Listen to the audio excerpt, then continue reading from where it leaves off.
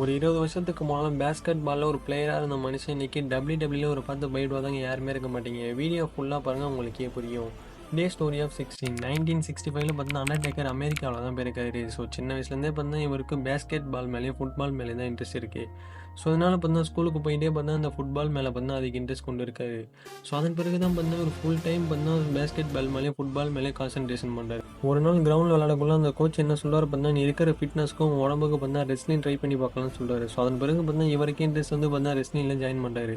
So போன மேட்ச்சே பார்த்தீங்கன்னா தோல்வி அடைகிறாரு. அதன் பிறகு பார்த்தீங்கன்னா 4 வருஷம் பார்த்தீங்கன்னா ட்ரைனிங் மட்டுமே எடுக்கிறாரு. ஸோ அதாவது பார்த்தீங்கன்னா ஒரு மேட்ச்சில் அவமானப்பட்டு பார்த்தீங்கன்னா ஸோ அடுத்த மேட்சாச்சும் ஒழுங்காக இல்லைன்னு சொல்லிட்டு பார்த்தீங்கன்னா 4 வருஷம் ட்ரைனிங் மட்டும் எடுக்கிறாரு.